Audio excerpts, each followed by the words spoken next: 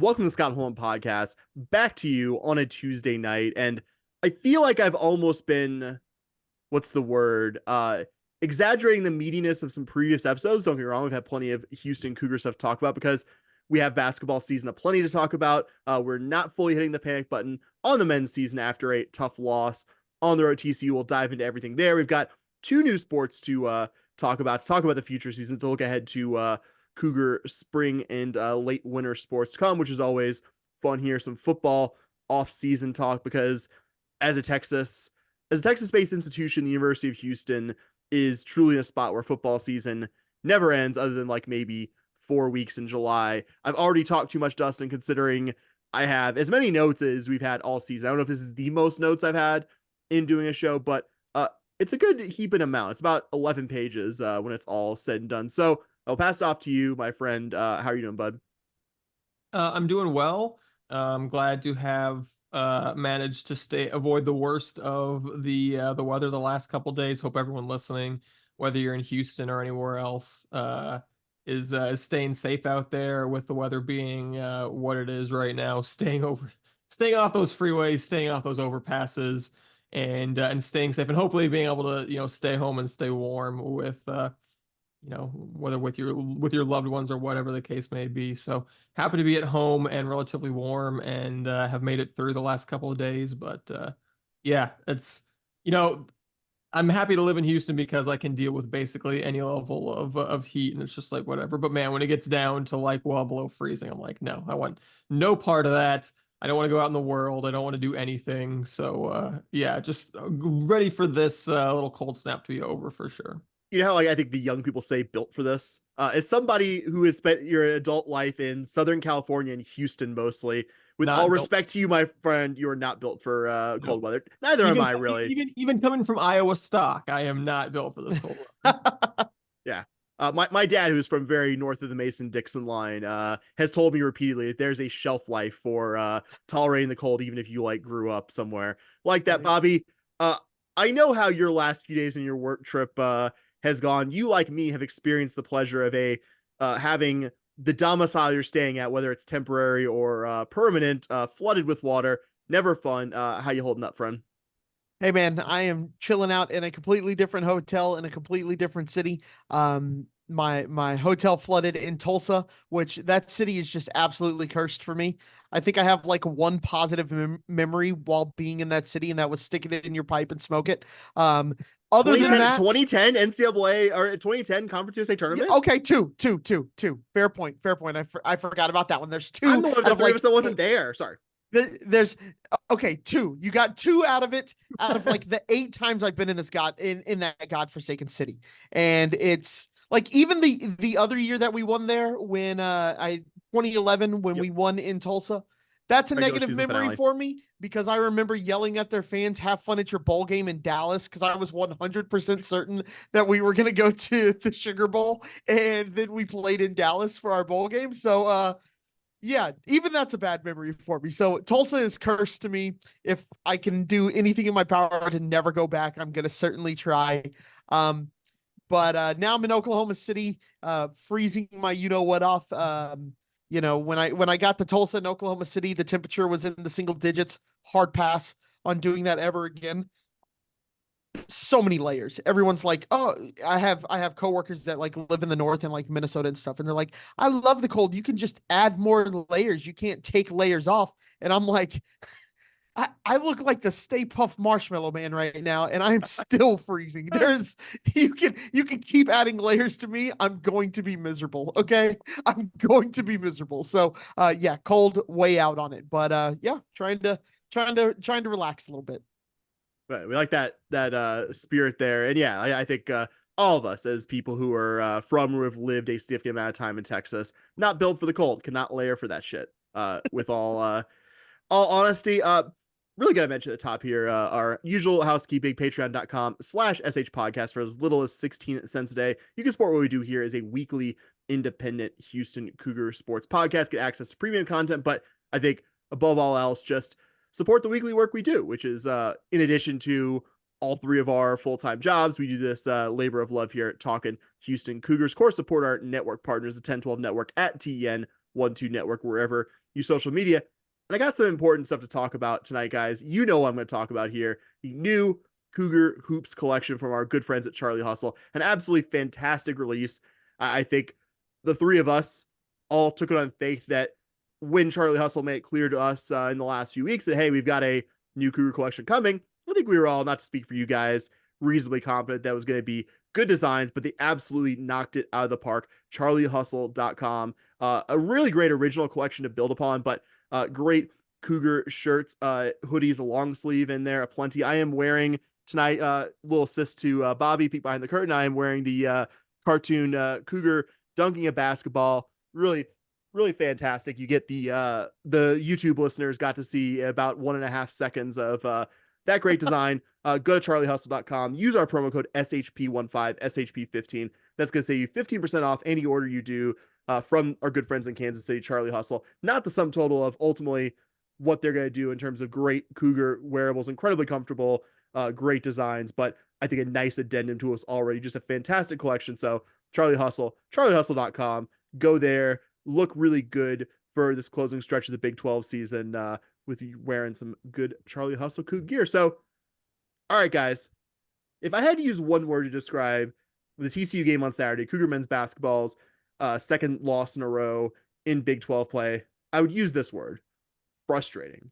Not frustrating in the sense that I'm panicking about this season or that I think something is fundamentally broken with this team. This team has flaws, but literally every team in Division One has some degree of flaw with their team. And if anyone in your life is saying that there's something fundamentally broke with Cougar men's basketball, you have my permission on behalf of the entire Scott Nolan podcast to permanently cut that person out of your life. Clean break, no goodbyes. But I mean, in all seriousness, I think what makes it so frustrating, guys, isn't that we're talking about two games where it was just like, wow, this team really isn't ready to compete on the road in the Big 12. They competed in both these losses. Both these losses were games that were very, very much in doubt until the very closing stages, if not the buzzer of the game. And yet we are talking about a team that's 1-2 in Big 12 play. We knew it'd be difficult. I don't think any of this is a surprise to us, but that still did make, I think, Saturday's 1-point loss to the TCU Horned Frogs still very frustrating, because you could see how close this was to us, I think, talking about this most recent game in an entirely different tone. Yeah, I think it's frustrating. Frustrating was, even as you were doing your build up to the one word, I was like, frustrating. Frustrating is my word. I'm not surprised that it was yours too. And it just, yeah, it was frustrating. You know, Cougs in the first half leading by double digits, and you think, okay, hey, maybe we're gonna actually have, you know, one of those just kind of hold the team at arm's length kind of games. But getting Jamal Shed that second foul early on in the first half was key, because, you know, I think if Jamal Shed is playing the entire first half, I think there's a good chance Houston goes into halftime with something looking like a double-digit lead. But it just kind of felt inevitable that TCU was going to claw back into this one with the Cougs having to play. I think it was like 13 straight minutes to close out the first half without Jamal Shed. Really, one of the few times in the, like, you know, what, 9-10 years now that we've had Kelvin Sampson as head coach, where I go, yeah, I don't know about the decision he's making right now. Just because, like, I think you know, as a point guard, you can trust your point guard maybe more than other positions to not get that second foul. And just the fact that, you know, when Jamal came back in the second half, you know, he had some stretches where he looked at me amazing, would make like 3 or 4 plays in a row, and you go, holy cow. And then he would just, you know, have a couple of plays that just don't look like him. He looks cold, yeah. Yeah, and you look, if he was a little cold, a little rusty from having that lengthy stretch out in the first half. And I don't know, I think that's one looking back where maybe Kelvin Sampson is going to say, you know what, I normally don't play anyone in the first half once they pick up their second foul. I probably needed to see if I could get 3, 4, 5 more minutes out of Jamal in that first half to kind of keep things going. But even without that, you know, TCU led for much of the second half, especially early on, led by as many as 7. With the Cougs rallied, led for most of the final 5 minutes. Houston did. You know, when a Jamal Shed 3 put Houston up 4 with 90 seconds to go, I have to admit, I was kind of like, we're going to pull it out. We got it. We're going to pull this one out. You know, it was ugly, but we're going to pull this one out. But TCU's Trevian Tennyson hit yet another 3. It seemed like he hit every 3 he took in that game. Hit another 3 right away, pulled it right back down to 1 point. The ensuing possession, Juwan Roberts finally goes to the free throw line for the first time all game after miraculously not being fouled in his first 18 field goal attempts. Finally goes to the free throw line, misses the front end of a 1-and-1. TCU's Emmanuel Miller drives, makes a nice kind of contested layup with 6 seconds to go. to give TCU the 1-point lead. And instead of calling a timeout, another decision I think Kelvin Sampson already publicly kind of said was probably a mistake on his part. Houston not calling the timeout. Got the ball to Damian Dunn, who, first kind of took too long, didn't look in a hurry enough to get the ball up court. And then when he finally got, up court, went down and turned it over as time ran out. So, it's frustrating in the sense of you couldn't hold on to or even take into halftime that big lead that you had in the first half. It's frustrating that after kind of looking like the game was getting away, you had your rally back only to then lose it in the closing seconds. It's frustrating because Houston did what we needed them to do. He said TCU, they want to turn you over. If they can't turn you over, it's going to be hard for them to score in the half court. Houston only turned it over 7 times, I believe, including the one with 2 seconds to go by Dunn. I think that was number 7 the entire game. A remarkable performance in terms of holding on to the ball. And you got, fantastic offensive games for the most part from Wani and Damian Dunn, who we really wanted to see that from. But man, just everything else other than everything I just said was pretty rough. Jamal Shead missing the first half hurt, wasn't fully himself.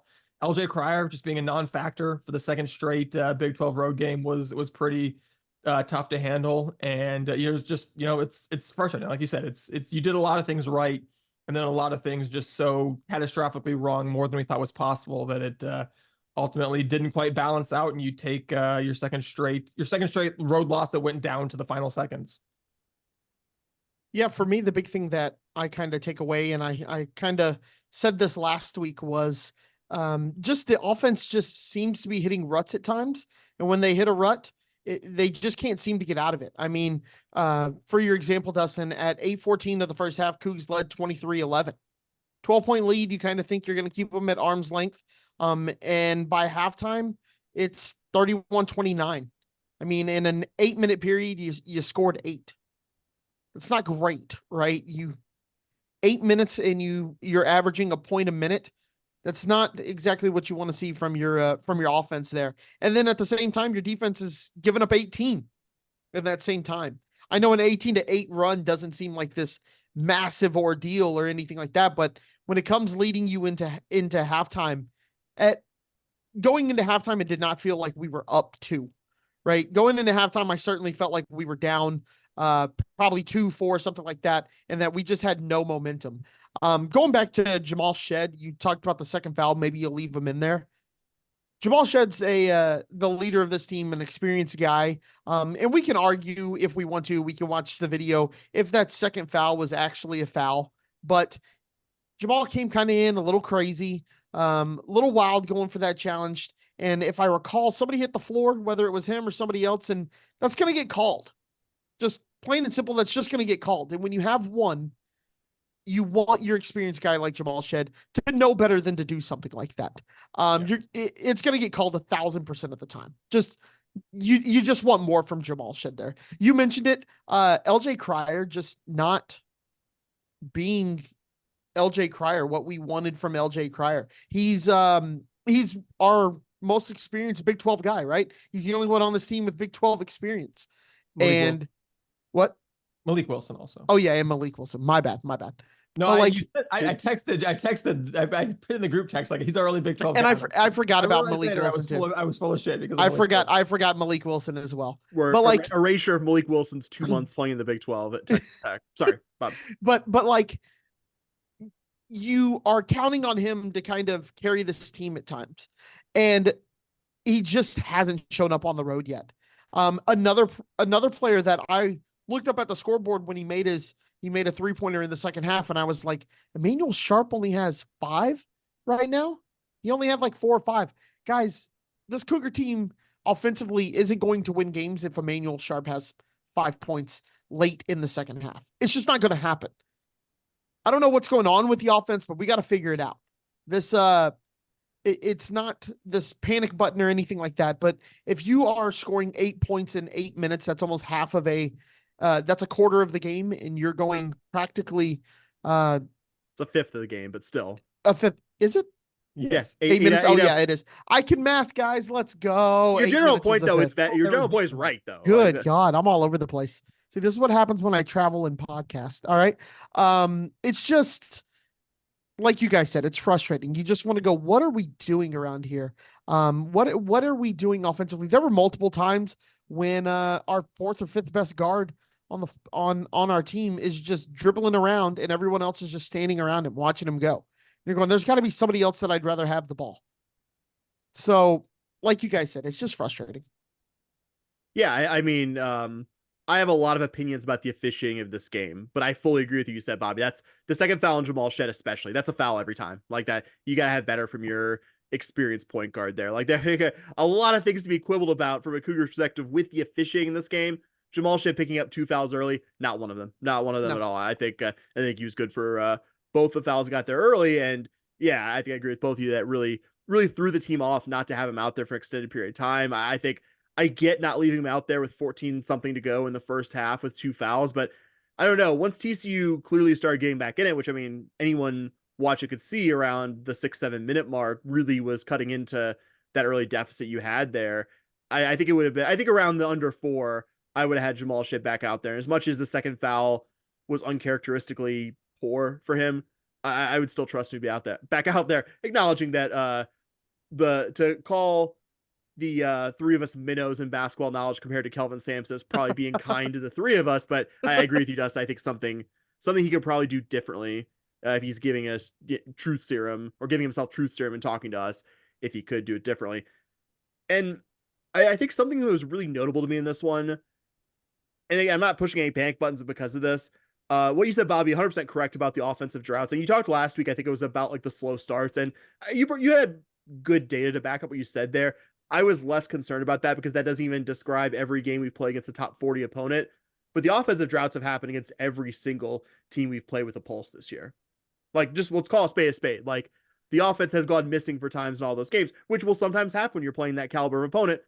But also, if it's happening every single time you play someone well inside the Ken Pop top 100, maybe there's some things you need to work on offensively there. But what really stuck out to me besides that was the perimeter defense. This was not a vintage Cougar performance there. TCU did not come into this game as a good 3-point shooting team, a good offensive team, but I think we actually talked about TCU's 3-point shooting probably being their biggest Achilles heel offensively, and they made better than 50% against you. And it wasn't like you throw your hands up because they're hitting just some absolute heat checks. I thought TCU had a lot of good looks. I thought TCU missed at least a couple of looks where there just wasn't a Cougar defender where they needed to be. I think not coincidentally during that period where Jamal Shed was sitting with 2 fouls in the first half. I can't remember who it was on TCU, but somebody missed a pretty open look where I just said to myself in real time, like, whoo, not going to get lucky with that kind of look very much more often. Unfortunately, we did not get lucky with the opponent having this look very often. Can I do a quick rant, guys, about the officiating of this game? I was about Be to my do it, guest. so I'm sure you will. Y'all be my guest. We gotta talk I've about been all the other stuff first, but I'm not. I'm gonna press it. I'm not gonna say this cost the Cougars the officiating is the officiating. You have to deal with it. You don't have to like it, but I'm not gonna come on here and say some absurd shit like the Big 12 owes U of H a win there. Nah, man. The officiating sucks sometimes. You gotta deal with it. Like the win's the win, the loss is the loss. That's my preface to what I'm about to say. And I think I've been a good boy this season about not bringing up officiating that much when we recap Cougar men's basketball games. But I mean, once again, Doug Sirmons shows his whole ass in this one. I mean, not saying under no circumstance that TCU should have more free throws or more fouls drawn than the Cougars. I mean, if you look at the season statistically, TCU has been a better team at drawing fouls and getting to the line than the Cougs. But a 10 foul and 16 free throw attempt discrepancy, that's ridiculous. Like, it shows an amateurish officiating effort that was way too influenced by the home crowd. I think the most unforgivable thing was Sirmons running over because I don't believe he was the closest official and teeing up Damian Dunn after he made a basket and It was drawing a foul for the and one. What do you say okay. about you were Can I there, just- so give me your perspective on it. Yeah. So we're at the game. I'm at the game, right? And the dunk happens, and I'm celebrating, or the play happens. I'm celebrating. I'm pretty excited. It was a big moment. It was like late in the shot clock. Yeah. And they cut the lead to 1. Yeah, it was a huge play for us, and I remember celebrating and then just standing up, going, "What happened?" Because like I was too busy celebrating that, like I didn't even see him. I didn't even see the incident, and they didn't show it on the replay board, and everybody around me was like, all right, cool, we'll take it. But it was just so, just like everyone was like, yeah, what just happened? A complete nothing burger. Dunn did not get overly aggressive with any opposing player, the crowd. He's having the best game of his season. The season's been a tough one so far. Gets a big buck in a big spot. Why the fuck is Doug Sirmons inserting himself here?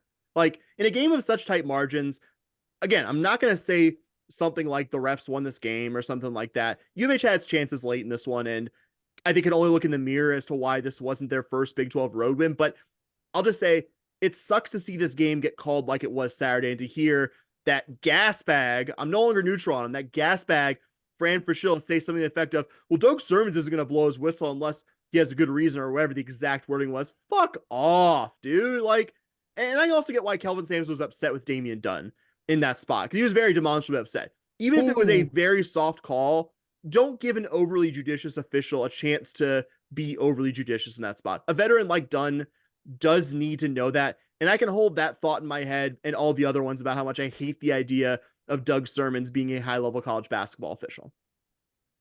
Can I just ask one question of you guys real quick? Dustin, always. I'm gonna let you go. I'm gonna release the hounds here in 1 second, but just a quick question. Could you guys see how mad Sampson was? Like, did they show on TV? Oh yeah, him in his, he was in that ass. He was chewing him out. I was up there and I was like, oh, yeah, they did an extended shot. Oh, it was. Oh, I think I texted you guys and I was like, I've never seen Sampson that much in someone's face. It was insane. Dustin, go. Yeah, no, the only thing I'll say with the tech is like he didn't get in anyone's face. Like Sam said, he didn't get in anyone's face. Like, to me, like they showed the replay. He didn't like stand over anyone. He didn't gesture at anyone. He wasn't inciting the crowd.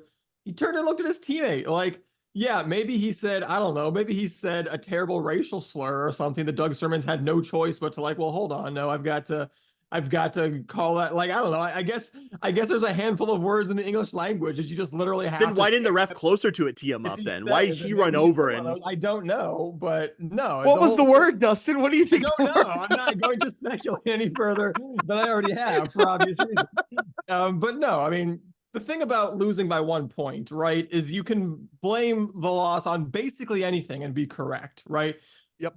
Houston lost because Wani missed the front end of that 1-on-1. Correct. You know, Houston lost because TCU, even for getting good looks, even I think throughout the season, that even if they get the looks that they got in the game, not going to shoot 51% or whatever they shot very often because they're not a very good three-point shooting team. If TCU just shoots their season average from the three-point line, Houston wins. Jamal Shead doesn't pick up 2 fouls in the first half. Houston wins. If LJ Cryer shows up to this game, Houston wins. So like all of those things are true. And ultimately the reason why you don't want to spend too much time talking about the officials is because you can't control the officials, right? You can only control yourself. You can only control your own team. But, you know, like Doug Sirmons just finding a technical out of his ass for Damian Dunn in that situation. That's a 2-point swing in a game you lost by 1 point. You know, that's not crazy to say like that swung it. That's math. That's how math works, you know? Juwan Roberts, 18 fucking field goal attempts, every single one of them in and around the basket, multiple times just getting shoved to the floor, multiple times just getting raked on the arm while he's shooting it. Like, and I don't know what it is because Wani rarely seems like he gets the benefit of the whistles. Maybe it's because he's a real, just kind of energetic, kind of junkyard dog kind of player that they just kind of, oh, you know, they just don't really see it when other players are kind of shoving him back. I mean, he sure gets called for fouls. He sure gets called for fouls when he plays that way. So you'd like to think that if the other teams are defending him back with the same energy that he's playing with, that maybe one of the 18 times he shot the basketball, you know, prior to the very last one, maybe one of those was a foul. You know, but yeah, being minus 16 free throw attempts in this game, a game against a team that was very much playing hands-on physical defense the same way that Houston was is completely inexplicable. It's completely indefensible. And like, yeah, is it like a real weenie move to be like, well, that cost us the game? I feel like you'd have a hard time arguing that it didn't. And again, in the context that you can make the argument that any number of a couple of dozen things cost us the game, it's hard to not argue that this game being officiated in such a slanted way, like, cost us the game. Because yeah, maybe that's a chicken shit thing to say. I would argue it's technically true. You know, again, huge caveats you place on that. And ultimately all you can handle is what you do yourself. But Yeah, man, there's some games you kind of walk away from and go, that game wasn't officiated well. I feel like it takes a lot for me at this point in my life to like appreciate that wearing the Cougar tinted glasses that I have to say, and even with that going, man, it felt like the officials were putting their thumbs on the scale in one direction. But man, this felt like one of those games. And that is one of the reasons we wanted to talk about it last, because all the other stuff is more important. One of the reasons that this loss was so frustrating was because it felt like Houston was playing have an uphill battle against the slanted court. I was just gonna say real quick, like the last point that I have is like frustrating because like those two big plays or two big, I guess, happenings in the last minute of this game, Wani missing the front end of the 1-and-1 and Damian Dunn ultimately turning the ball over when the Cougs had the ball last to end the game. It's frustrating because you're not even in that situation without those guys. You're not even in it without Wani having, I think, his best offensive game of the season. You're not in this without Damian Dunn keeping the first half post shed getting 2 fouls from getting even uglier. Is Damian Dunn having, I think, his best all-around game of the season. That's 2 of the last 3 from him, which is an exciting trend because I think you add Damian Dunn to LJ Cryer and Emmanuel Sharp actually sometimes making shots, then this is a really difficult team to deal with. But I just hate that the game swung on those 2 points because those 2 guys were so important to getting there. And that just kind of completes the frustrating circle for me. Bobby, sorry. Yeah. I jumped in there. I just wanted to go back to the free throws, right? So obviously I was surrounded by TCU fans. Like I was just surrounded by them because I bought my ticket day of. Like I had every age group around me, all that kind of stuff. And the guys in front of me, they were like, we could just make some free throws. This would be like a 10-point game. And I was like, you guys have shot like 15 more than us. Like, of course it would be if you made them. Like, let's go ahead and just kind of acknowledge this. But with that being said, I just want to give a shout out to the TCU fans. I actually had a really good time at their arena. Their fans were super cool. Good atmosphere. I think I told you guys it was probably 95% full when you asked me at tip off. I think it filled in pretty well. Even up to damn near 100%. It was, and the fans in front of me, we were having some fun little banter. They do this kind of cool thing when at the beginning of the game, they do intros and everyone stands up. And then when they tell you to sit down when the opposing team scores for the first time, they win the opening tip, they hit their 3-pointer. We go down, we score on our first possession. And I just get to be like, all right, let's all sit down and enjoy the game now. And so like we do that. We're talking smack back and forth during the game. Like it was really fun. And then when they hit their bucket and it takes them up, I'm kind of like, oh no, we go down, turnover. They start like mobbing me in like a really fun way. Like I had a really good time with the TCU fans. I've always kind of enjoyed going to TCU games growing up in DFW. So just a shout out to the TCU fans. Even when we were winning, they were very gracious while we were winning. It was a really fun experience. So I highly recommend you go check out a game at Skullmeyer, is it Schollmeyer? Yeah, I think that's how you pronounce it. I wasn't even going to try and butcher it, but it's as Sam called it, we have Hoffines at home. It's a circular arena, but they did a lot of really cool renovations when they got into the Big 12. So it's also their Hall of Fame. So you can go walk through, see some really cool trophies, see some really cool stuff like that. And the other really weird part, kind of cool though, is their weight room is attached to the arena. And as I saw that, Sam. Sorry, my bad. As you're walking around, you can actually like see into the weight room. It's kind of cool. So if you ever want to make the 4-hour drive, I highly recommend it. All right. We're moving on to some future facing Cougar games after that hearty endorsement of the TCU men's basketball game day experience. Yeah, let's do it. Let's do it. Let's start. We got, I think, 3 games to preview as our episode next week will be on Wednesday. So we've got this week's midweek game, this coming weekend's game, and then next Tuesday's game. We're all going to jump into all 3 of those here. Starting with tomorrow evening, as we're recording this on Tuesday night, Houston at this time tomorrow will be playing host to Texas Tech at the Fertitta Center. Tech in year 1 of the Grant McCasland era, who took the Tech job after a successful run at North Texas. The Red Raiders come into this one on a 9-game winning streak, which has seen them improve their record to 14-2, including a 3-0 start to Big 12 play with wins over UT Austin, Oklahoma State, and Kansas State. That 3-0 record makes them one of 2 remaining undefeated teams in Big 12 play alongside Baylor. Their only top 100 wins on the year as of this moment, a non-conference win over a pretty mediocre Michigan team, and the aforementioned wins over the Longhorns and the Wildcats as of late. And this is only their 3rd road game of the year. They had the non-conference overtime loss at Butler, and then the win over the Longhorns that I'll go ahead and mention for a 3rd time because it's pretty funny. And they've been pretty strong on both sides of the ball, but not really like wildly dominant on either. I think that maybe the number one thing that scares me the most with this team, Sam, is the potential for the free throw line to be a factor yet again, because they are both above average at getting to the line, excellent at making their free throws once they get there. They shoot 78% as a team, and also top 15 in the country at not sending opponents to the line. So after back-to-back games where the free throw line and who goes there how many times has been a point of contention, this feels like a potential 3rd game in a row where that could be true. Yeah, and worth some background on their coach, Grant McCasland, comes over to the Red Raiders after a really successful 6-year stint at UNT, where the Mean Green were, I think, pretty consistently the top Conference USA program. Oversaw a big upset of Purdue in the 21 tournament, led them to the most recent NIT championship last spring. Was a longtime assistant under Scott Drew at Baylor, a program that has had a number of former assistants, become successful college head coaches. And for all of Tech's recent men's basketball success, I mean, this is a team less than 5 years ago that was in the national championship game. This wasn't an easy situation for him to step into. The last head coach, Mark Adams, who succeeded Chris Beard, who went to the Longhorns and had his own really disastrous end to that time there, had an incredible first year, but really things fell apart in his 2nd year there. Adams was put on administrative leave last March for a racially insensitive remark to a player, ultimately resigned at the end of that season, with the Red Raiders dead last in the Big 12 standings.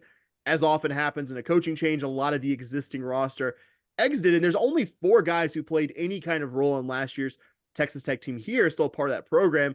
I would say Pop Isaacs being the only one of that group who I think could be described as a leading player on the current Texas Tech team, not to diminish the contributions of guys like Robert Jennings and Kerwin Walton. I think Walton in particular has been a nice shooter for them off the bench, but Isaacs is the only big role player who was on this team last year. I thought McCasland did a really good job of making that team in the transfer portal. Joe Toussaint comes in, a really good veteran Big 12 guard, kind of part of West Virginia's mini exodus with everything that happened with Bob Huggins. You brought in a couple of mid-major guys who are transferring up. Darian Williams, who was the Mountain West Freshman of the Year last year at Nevada Reno. Chance McMillan, who was an all-conference guy at Grand Canyon. I think the most important glue guy has been their super senior big man, Warren Washington, who came over from Arizona State. I think that'll be a super important matchup for the Cougs to keep him from being a really efficient big man, which I think he's done a good job of for the Red Raiders this year. Like you said, Dustin, an incredibly good team at defending without fouling and sending opponents to the free throw line. Not a super active team defensively, but really you kind of look on both ends of the court. There's not a lot of things that Texas Tech does badly. Like there's not really one thing where like, oh, they're so good at this, but not really anything where like, oh, they're really bad at X or they're not so great at Y. They're just very competent across the board. And yes, some of that I think is what you alluded to, Dustin. Not the strongest out of conference schedule, though. I think you don't have to blame McCasland for not loading up on a really tough non-conference in a roster that's really new, first season, I think in a long-term build. They do come in to tomorrow night's game on a 9-game winning streak, which I think is certainly helped by the fact that, like you said, they didn't play anyone tougher than 173rd nationally during this streak before opening Big 12 play, according to KenPom. But I mean, like you said, mentioned it for the 4th time, beat the Longhorns in Austin, found a way to win at home while they weren't playing their best basketball against a pesky K-State team. I think nothing I say here should be interpreted as dismissive of this Red Raiders team. I think this is a game U of H should win, but this is not a team the Cougs can take for granted in any sense. And I'm excited to see this series finally played on a team's home court. I mean, I feel like we saw a decent amount of the Red Raiders when Chris Beard was there, but it was always neutral site. So excited for this in-state thing to actually be played in someone's on-campus arena. I think it's gonna be cool. Yeah, and I don't know if you guys heard, but Texas Tech beat the Longhorns. Did they? I thought that was pretty interesting when I was looking at it. I watched that one live, actually. I was gonna say that was if you're a Longhorn hater, chicken soup for your soul that second half, because it was a really close back and forth game in the first half, and just like Grant McCasland, stunner of stunners, outcoached the guy who was a career mediocre coach at UTEP and Fresno. But another story for when we talk about that team later this season. Absolutely. So, Sam, you pointed out a guy that, kind of looking through their roster has me a little concerned, and that's Warren Washington. One thing that this Cougar team doesn't have much of is size. And anytime you face a 7-footer who is averaging just under a double-double, it's concerning, right? We saw Wani really use some of his size and strength in the last game, and I don't know if he's going to be able to do it against Warren Washington. So it's going to be interesting to kind of watch the big man matchup. I know we love to talk about the 3-ball and efficiency and all those kind of things, but watching Warren Washington is going to be an interesting thing to kind of track as we go through the game. Sam, you also said it, and you can look at their KenPom rankings in terms of they don't do anything super well, they don't do anything poorly. They're 31st offensively, 43rd in KenPom defensively, and that leads to you being pretty good, leads to you being a top 30 team, a team that should scare U of H coming in to the Fertitta Center. But you would hope, now that we're back at the friendly confines of the Fertitta Center, that U of H does what U of H does and can come out and get a dub in this game. Yeah, as much as we talked about how hard it is to play in the Big 12 over the last couple of games that Houston's played at Iowa State and at TCU, now's the time. Again, Texas Tech's a good team. They I don't know if you guys know this. They went into Austin and they beat the Longhorns. They're a good team. But when you're a Big 12 team and you're at home, these are the games you're supposed to win, even against a good team, even against a team that really doesn't have any, like we talked about, any really glaring weaknesses. This is still a good team. So that is life in the Big 12. We say, I feel like that is the expression that we're going to use the most this year, but that's life in the Big 12, right? Even when you have your bounce back, get right, hey, we really need to win this game, it's still against a team that this is probably an NCAA tournament team. It's a team that KenPom says they're 30th right now. So it's still a good team. So definitely a challenge. Definitely a game when, I don't know if this is quite the classic, even a 1-point win is you're happy with, but I mean, at this point you just need a win. So I think at this point, a win of any, would I be thrilled with the 1-point win at home over Texas Tech? Not really. Would that really make me feel great about the team? Not necessarily, but man, I might take it if you offered it at this point, just because you need a win of any variety at this point. Yeah, and it's you were saying how you're now at home. It's time for the Texas Tech podcast to go, oh man, if we just got a 1-point win in Houston, it would be so amazing. Like, we're now the home team that when we say Big 12 conference road games are difficult, we're the difficult road game. It's you have to be the difficult road game for a team now. I was gonna say, I'm just gonna manifest John Higgins or one of the other big name officials giving us a stupid free throw advantage in this game. I know we're not the best free throw shooting team, but I wouldn't mind that. I wouldn't mind us finally getting the benefit of what we've seen to different degrees over our last 2 road games. Look, if we want to get 16 more free throws than the other team and make more than the other team attempted still, I'm okay with it. You can sign me up for that one. Yeah, twist my arm. Houston will get back-to-back home games, as after hosting Tech on Wednesday, they'll be hosting the Knights of the University of Central Florida on Saturday afternoon. UCF in year 8 of the Johnny Dawkins era, still looking for NCAA tournament appearance number 2 of the Johnny Dawkins era. And really, I think they're one of maybe 3 teams, I would say, that came into Big 12 play who didn't have clear-cut, should be in contention for the NCAA tournament kind of vibes around them. Not that I think all 11 were going to make it, but at least, all 11 or the other 11, I think were kind of in contention, aside from probably UCF, West Virginia, and Oklahoma State. But nonetheless, I think the reason for that is that they took a real bad loss to Stetson in non-conference play. They had no top 100 wins in non-conference play. And then they opened up conference play with a 25-point loss at Kansas State. And you were kind of going, okay, this is a clear-cut, one of the bottom 3 teams in the Big 12, like we thought. So, of course, they followed that up by beating the Kansas Jayhawks in their first ever Big 12 home game. They did follow that up most recently with another 5-point loss to BYU at home, which kind of takes a little bit of the wind out of their sails.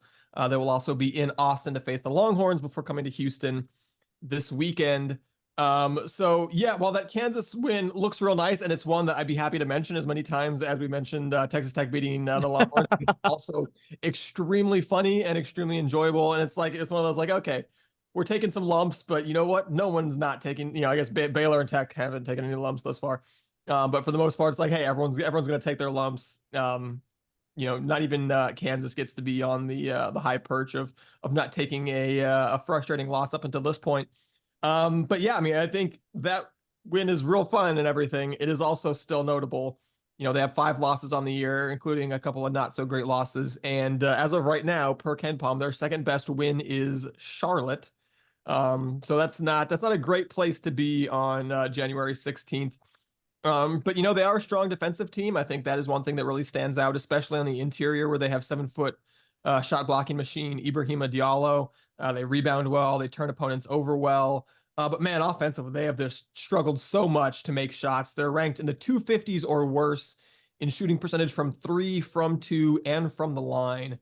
Not a great place to be. So, Bobby, this is Houston's second easiest remaining home game, right? It's the one you still have to show up to. Ask Kansas. You have to show up if you want to beat UCF. But even more so than the Texas Tech game, this one really has to be a win at home. Yeah, absolutely. That's pretty much what I have in my notes is you have to win this game. This is a game that you can't come in and really play poorly in, or this is your best opportunity to play a B+ game and still come away with a win. Dustin, you pointed out they are just so bad offensively, rank 192 in KenPom. I mean, when you have the defense that the University of Houston does, and you are playing a team that is 192, this may be the game as much as we've talked about our offensive struggles this year. This may be the game where you can afford to have an offensive struggle here and there. And you're not going to play perfect basketball against them, especially like you said, Ibrahima Diallo. Did I say that right? Diallo. Shot blocking machine, going to clog the middle. 17th in KenPom defensively. So you're going to have stretches against the top 20 defensive team that you are going to not score. Luckily, and hopefully your defense can come through and really, really show up and stop them. When you can't score, when their defense is showing up, your defense has to show up as well. Yeah, I mean, the reason UCF was able to get that home upset, in addition to having, I think, a really great home atmosphere in Orlando, it shouldn't surprise anyone that UCF got a good crowd out there for a big name opponent, was somebody who I think has been a useful player for them, but has not really impacted things in this way. And I'm referring to Jalen Sellers here, who came in, Ball State transfer, guy who I was really intrigued by in the preseason, was very productive at the MAC level, obviously taking a pretty big step up to the Big 12, but I think has been a useful player for them, but has really struggled with his outside shot, something he was actually quite good at a level below this one. He goes 4 for 7 from 3 against Kansas. Like, you get a guy like that having an out of his skin performance, like that's going to help you get an upset that probably very few people have projected in the preseason, in addition to the stuff that I think you guys have highlighted that UCF does well, like being a very good defensive team, like being a very good offensive rebounding team, a defensive team, I think in a lot of ways like the Cougars, that can really create a lot of havoc for their opponents. And I think it's a pretty impressive coaching job by Johnny Dawkins. We had our little off-season thing this past summer where we had on various people from podcasts of the other Big 12 schools, including UCF. Our network friends, the Sons of UCF, had Adam on from there and asked him kind of at the tail end about basketball, and he kind of gave me a really good, thoughtful answer. He's like, Sam, I think if you gave me 4 Big 12 wins right now, I would take it. That was kind of, I don't know if I'm quoting him exactly on that, but had very modest expectations. So no matter the circumstances, to go in there and beat this Kansas team, I think really impressive for Dawkins, because I mean, this team off of last year's team lost Taylor Hendricks, their highest ever draft pick, a lottery guy, lost a lot of key guys, really. Darius Johnson and CJ Walker, who's missed a lot of this season injured, were really the only continuity pieces from last season. So you're going to the Big 12 with arguably a less talented roster than a year ago. And I think Johnny Dawkins is getting significantly more out of this year's roster than last year's. I think this is a better team, even without the lottery pick talent. Hendricks there with him, Sellers, who I mentioned, Darius Johnson, CJ Walker's been back in the last 5 games, and Diallo, who I think a good Taco Fall. I don't want to make that comp, lightly, because Taco Fall is a very unique college player, but I think Diallo absolutely is a good comp. Marcellus Avery, a veteran guy who came over from New Mexico State as well, has given them some desperately needed outside shooting for a team that's just not great. I have a soft spot for teams that are absolutely terrible on the balance of the season in one phase of their game and excellent in another. Dustin, I think the last 2 years before this one of Iowa State men's basketball is a good example of that. The flip side, Iowa basketball, absolutely very defensive optional while being just almost a virtuoso offensive team at times. So I think this one needs to be a Cougar win. I would not be happy with a 1-point Cougar win here. I think this one needs to be style points, even if I think the game in Orlando, which is actually our last home regular season trip, definitely worries me more than it did a few weeks ago. But even acknowledging the things this team does well, I think this needs to be a Cougar win. This needs to be a Cougar win with some level of style points. Doesn't have to be a repeat of West Virginia, but I would like a double-digit margin or at least a stress-free Cougar win this coming weekend. Yeah, my only other X factor is just making sure Houston's bigs don't get into too much foul trouble on this one, because we mentioned Diallo, you mentioned CJ Walker, who, you know, hasn't really, I think, gotten fully healthy, but is kind of, he started, you know, played the last 5, started the last 2. They're clearly trusting him more and more. But he's someone who's got some size at the 4. They play him and Diallo together a lot. You know, you can't be running a 4-guard lineup out there when they've got Diallo and Walker out there. You're going to have 2 of the 3 of, you know, Tugler and Wani and Javier. So I think keeping those guys out of foul trouble so that you can match up body for body with UCF when they've got those 2 guys down low, I think it's going to be something big for Houston as well. And then let's see, next Tuesday, also will be before our next podcast, Houston will be on the road for another Big 12, looking for their first Big 12 road game. They'll be at BYU. The BYU Cougars, like the Houston Cougars, were/are beloved by the metrics, despite for them a non-conference campaign that included, you know, a loss to a very good Utah team, but it was, which is pretty understandable, but only really 1 win over an NCAA tournament caliber team, which was when they beat San Diego State at home way back in their 2nd game of the year. And then they turned around and opened Big 12 play with back-to-back 9-point losses at home to Cincinnati and on the road at Baylor before rallying to beat UCF in Orlando in their most recent game for their first ever Big 12 win. And man, their Big 12 road at 1-2 isn't getting any easier. Their next 3 games are home versus Iowa State, at Texas Tech, and home versus Houston. So while you can say that about everybody in the conference. That is true. That is true. Even you can say that about everybody, but nonetheless, for BYU, playing 5 consecutive quad 1 or tier A games, according to Ken Pom, even by Big 12 standards, that's pretty brutal. Yeah. So, you know, I assume that they're going to start winning games at some point. I assume that this is a team that'll probably end up in the NCAA tournament at some point, and I expect the metrics aren't going to be that wrong, and I guess that's why I have faith in them. But you know, this is a team with 1 top 70 win, and it happened over 3 months ago at this point. So, you know, really, really interesting team in terms of they just rebound like crazy. They're both, you know, I think top 10 or 11 in the country in both offensive and defensive effective field goal percentage. So a team that just makes a lot of buckets and does not allow opponents to make a lot of buckets. But yeah, a team that I think is looking a little shaky in Big 12 play, especially that home win over, you know, losing at Baylor, I don't think is too understandable, but the 9-point home loss to Cincinnati, I think. 11. You're 11 trying to give them 2 points. Yeah. You're right. I'm trying to give them 2 points. It was a double digit. The Baylor was 9 points. Cincinnati was 11. But yeah, I mean, that's kind of a rough loss. And again, is Cincinnati a bad team? No. Like, is that a complete, should that be a season crusher for anybody? No. But yeah, just real interesting team in the way that, you know, shoot just a huge number of threes. You know, they're one of the top, I believe, 3rd in the country in terms of over half of their shots have come from beyond the 3-point line. I guess the beautiful news is they're one of the lowest teams in the country in terms of getting to the free throw line because they shoot so many damn threes. So for at least 1 game, we won't have to worry about, hopefully, knock on wood, sending them to the free throw line a ton. But man, Sam, just especially after that TCU, we talked about TCU getting a lot of good looks at 3. This is a team that moves the ball real well, and if we give them a bunch of good looks at 3, they are going to both find those looks and probably make them. Yeah, that was my first point there, is that it's great that you're facing an opponent that, although again, we will test to see how persuasive the crowd in Provo is next Tuesday to the officials, but a team that just statistically is just not going to go to the free throw line very often, but you also cannot afford to have the same perimeter defensive effort that you had against TCU, because if you do that against BYU, they're going to make well over 50%, and this game is going to be the least close of all your road games. That's how good this team is on the perimeter. And I think what's also really notable is that they have a lot of size, and it's not just the big man size. I mean, they have Ali Khalifa and Noah Waterman, who are one of the taller front courts you're going to see this year. But I think I'm more referring to the fact that they just have so many rotation guys who are between like 6'4" and 6'7". They're going to throw more length than the Cougars have. The Cougars are going to have to make up in other areas for the fact that not only is this team a really good 3-point shooting team, like you said, but they're going to throw a lot of size and length. And that,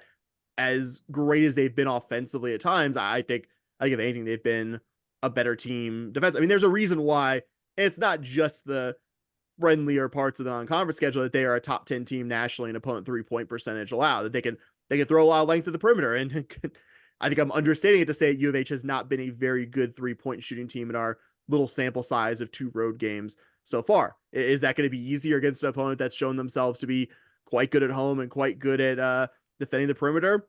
No, don't anticipate that. And I think, again, you're gonna have to hope that you get a crew that isn't gonna give BYU more than their average amount of trips to the free throw line. I mean, and I think deal with the fact that you have guys like Trevin Nell, who's been a revelation for them. Like, he missed all of last season, and I think you don't want to ever, I guess, give one player an outsized amount of credit in a team game like basketball, but not having Trevin Nell is the difference between the biggest difference, at least in terms of individual level, to why this team went from being a not that great West Coast Conference team to being, whether you think the metrics are inflating them or not, a good, at least top half of the Big 12 team. One of the teams I think that's been one of the biggest surprises in a positive way in the current season. So a lot of challenging things there. I think you're hoping that you come in off of 2 home wins with some momentum behind you from playing at home, and deal with a team that I think can present just so many different challenges. I made it through that entire thing without using like the Mormon tropes. So they're a veteran team. Like, you really can't. You have a hard time defending guys who have a wife and 2 kids at home. Let me tell you. All right, dang it! It made it. You were so made it close, all this way. I was so you were close. so close, bud. I hope I'm gonna be there in person. I'm about 5 hours away here in Las Vegas. Nice. I've actually never been north of like Cedar City, which is still like the southern part of Utah. So I'm excited for my maiden voyage to the northern part of Utah here in a week, and to see what I think is a pretty awesome home environment there in Provo. I've seen a lot of it on TV. I'm excited to get to witness it firsthand in person. Yeah, not a ton to add on this preview of what you guys talked about with BYU. Big concern is after this TCU game, how well TCU, they weren't very good at the 3-pointer coming into the game, and they shot over 50% from beyond the arc. If you're going to play a team that shoots the 3 ball as well as BYU, if you have anything close to that performance that you saw versus TCU, we could be in for a very, very, very long night, fellas. All right, moving along to the women's hoops. Speaking of playing BYU in basketball, the Cougar women's team, you may remember at the very end of our last episode, we were like live podcasting the women's basketball game. And I think the last thing we said, like right before we signed off, was that they were up 21-12 at the end of the first quarter, and they used that as the basis by which they beat the BYU Cougars for their first ever Big 12 win. Final score of 79-69.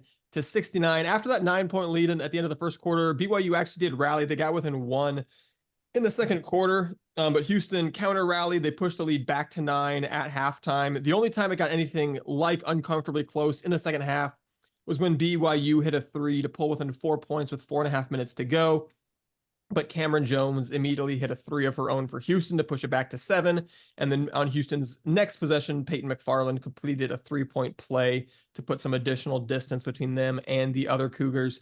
And that was that, as Houston was able to finish it off with a double-digit home win. And, I think the 2 things that really excited me about this one were that, 2 players we really wanted to see have big offensive games did so in Layla Blair, who had an efficient 20 points in this one. And then Brittany Onyeje, someone who's been in the program for a while, who we've known is capable of scoring points, but just hasn't really, for whatever reason, been able to show that this year. Hadn't scored in double figures since the second game of the season. She had 16 in this one to really help Houston get that first Big 12 win. But the other thing for me that was really so big, Bobby, was turnovers, because we've talked a lot about how that's kind of where Houston's going to hang their hat, and can they or can they not win Big 12 games that way? They did. They beat BYU 25-13 in turnovers.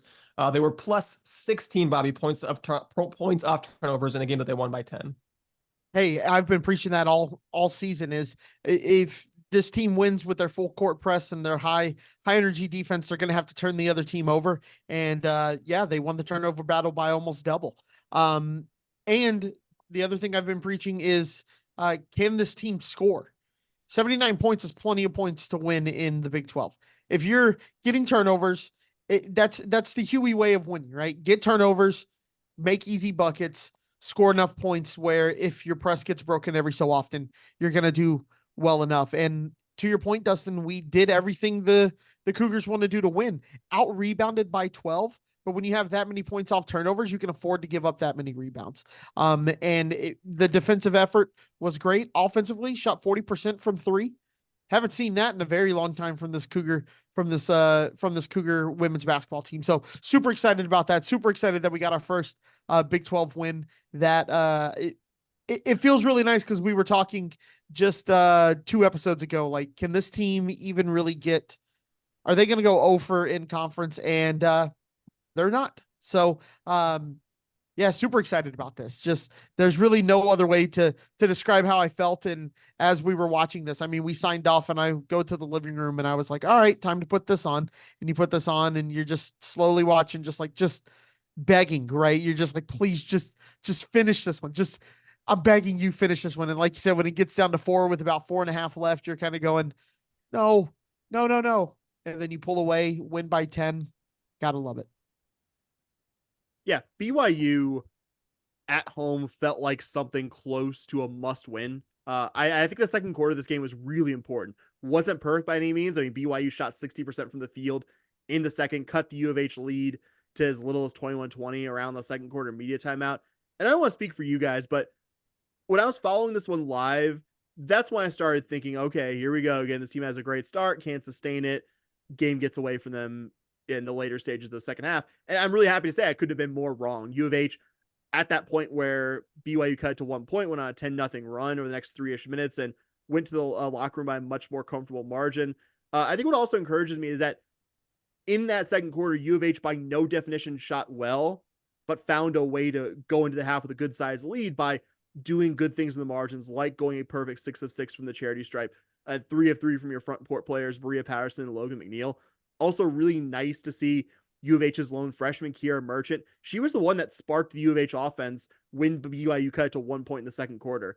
Drew a foul in a 3-point attempt, made all 3 of her freebies, and that sequence ended up being Merchant's only 5 points, but you look back at this game, you may not notice in the box score, but those are 5 really critical points. And BYU didn't go quietly, kind of like you said, Dustin, but ultimately U of H never lost the lead. And I think the sequence that really broke BYU's resolve and allowed the Cougs to put that first Big 12 win away came right after, like you talked about, when BYU cut the lead to 4.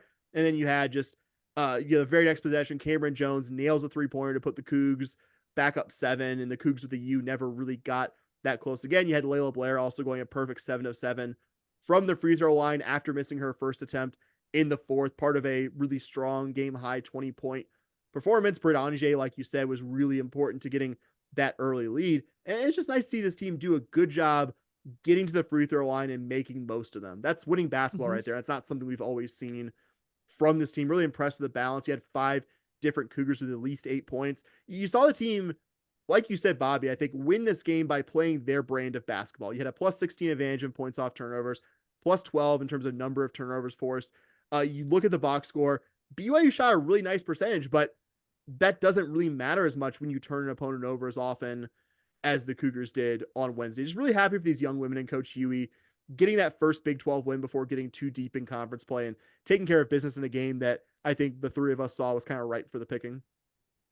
Yeah, and then not only that, but they kept it going in a game that I think we thought was going to be more of a challenge, and it didn't necessarily look like one when Houston had a similar margin of victory, beating TCU to make it a 2-game winning streak. Final score of 77-66. Man, Layla Blair, have yourself a game. Woo, woo.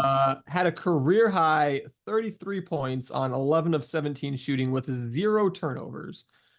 Just one of the most impressive, single player, single game performances we've seen from this program in the last several years. This is the TCU team that was reeling a bit, having lost 3 straight after the 14-0 start to their season, but this is still a good TCU team. This is still easily Houston's best win of the year. This is still a win that a couple of weeks ago seemed unlikely, if not impossible, for this team to pick up. So kind of like the BYU win, Houston won this one by dominating a quarter, this time the second quarter, and then playing essentially TCU even for the other 3.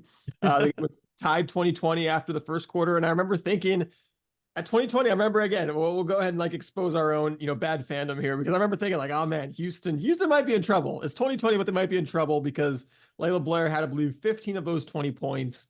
And you go, okay, she's not going to score 60 in this game. So like no one besides her is scoring. Houston doesn't look like they're going to get very many stops. Like it looks like TCU is just scoring easily, and Layla Blair played out of her mind for a quarter to keep it tied. So like, doesn't look great. Not only was I wrong, I was very wrong immediately starting with quarter number 2 because dominated the second quarter, 21-9. They never let TCU back in it. It was never closer than 7 in the second half. Only got within single digits in the fourth quarter, right at the very end when the game was already well over. So yeah, really, really exciting win. And, we talked, a couple weeks ago, not having faith in this team. We talked a couple weeks ago about how Layla Blair just hadn't shown up enough in the big games. And man, did she ever just have herself a week, first in the BYU game and then the TCU game with the career high there as well. And then, yeah, Sam, for the second week in a row, second game in a row, they won their way with turnovers, 24-9 edge in turnovers, 26-9 edge in points off turnovers, a 17-point margin in a game that you won by 11. Yeah, and the absence of TCU's super senior post player Sedona Prince definitely loomed large. Prince had been incredibly productive for the Frogs in the early season, averaged over 20 points and over 10 rebounds per game. But I will also note that the Cougar front court players did a good job on TCU's other veteran high usage post player, Agnes Emanopu, who was held to 7 points on 3 of 11 shooting. I think one of her worst shooting performances of the current season. And this game was definitely the Layla Blair show in a lot of ways. And the box score will show you Layla Blair had an outstanding game, 33 points, 11 to 17 shooting. Can't really say enough, even though we've said a lot about it already. But I still think you saw a team effort when the Cougs blew that game open in the second quarter. Of course, a ton of Layla Blair in there, but you also had Bria Patterson and Malia Johnson hitting big shots to give the Cougars that double-digit halftime lead. You also had just a game full of outstanding team defense, even as TCU shot the ball pretty well in the second half. The Cougars were still doing such a good job turning the Frogs over, taking care of the ball themselves, which I think was really notable. It's nice when you turn an opponent over 24 times, but it's really nice when you do that and just do an incredible job taking care of the ball when you play at such a fast tempo like the Cougs are doing. And again, second game in a row, Cougs did really good things on the margins, made a better percentage of their free throws on a similar number of attempts, but also being plus 17 in points off turnovers, plus 15 in number of turnovers forced. This is such a tougher league than the one you came from. So I certainly savored watching the closing minutes of now 2 conference games in a row where a U of H win really wasn't in any kind of doubt. I mentioned the great defensive effort on Agnes Emanopu, but I think also worth mentioning the awesome job the Coug guards did on TCU's high usage guard, Madison Connor. She'd have her near her season average of 20 points, but did it on not that great 5 of 16 from the field and 7 turnovers. Also, we'll note maybe some of this is just a fluke of the schedule makers, but I thought it was cool that the Cougars were the first of the newcomer Big 12 schools to beat any of the incumbent schools in women's basketball, not just to get your second conference win, but to do so with not like if it's a second conference win and it's late February, it hits a little different than getting your second conference win in the first 5 games. Like I think we were on the more negative side and not wrong in being so when we talked about this team recently, but really just nice to have the kind of week that you had and to beat TCU as emphatically as you did. I think we would have been, not to overuse this trope in this episode, we would have been, I think, happy with a small margin win in this game to have the Cougars pretty comprehensively beat this opponent. Pretty cool stuff. Yeah, and you guys touched on a lot of the things that I was going to touch on, but when you look at a couple of things stood out to me. Second quarter, when we absolutely blew this game open, Cougs went 0 of 5 from 3-point range. Shot 0% in the second quarter while outscoring their opponent by 12. If you take away the 3-pointers, they went 7 of 10 from the field. Cougs, that's what they have needed to do all season is simply just make buckets. 0 of 5 from 3-pointer. Think if you make 2 of those, right? Third quarter, same thing, guys. 0 of 6 from 3 points in the third quarter. You're still able to play them fairly even. You take away the 3-pointers there, you go 5 of 10 from the field, shoot 50%. That's pretty good. You can give me 70% followed up by 50% from the field. If you take out the 3-pointers on your 2-point shots, you're going to win some games that way. Just plain and simple. Cougs, as you guys said, won their way, and it's super exciting to see. So the Cougs will look to continue their positive play on Wednesday when they will be at West Virginia to face the Mountaineers. Mountaineers started the season 13-0, including opening Big 12 play with wins over Kansas and Cincinnati, or suffering back-to-back losses to UT Austin and Iowa State. They did bounce back with a 17-point road win over UCF in their most recent game to improve to 3-2 in Big 12 conference play, 27th in the current net rankings, placing them 11 spots ahead of the TCU team that, like we mentioned, is by a pretty wide margin Houston's best win of the year. And that TCU one was at home this game in Morgantown. So it definitely tells you this one's going to be a challenge for even if Houston does keep playing as well as we've seen them the last couple of games. Even I think they have to play that well just to make this a close competitive game that they might have a chance in. So, this is a similar team talent-wise, at least the net would say so, to the Wazoo team that smothered Houston. And I think those are probably the most similar. That's probably the most similar game that Houston's played, right, up until this point. It's a team that you have to kind of go far to get to. It's kind of in a remote location once you get there. It's going to be a raucous crowd. It's kind of like a borderline top 25 team. Really a lot of similarities, I think, to the Wazoo game. And Houston got absolutely blown out in that game, remember? I think that we all want to think that this Houston team is kind of turning things around and is going to play better the rest of the season than they did over kind of the first half. So in that sense, I think this makes this game a really good test of how far Houston's come. It's not to say that they have to win this game or I'm going to completely, jump off of the bandwagon now that I finally set a foot back on it after the last couple of games.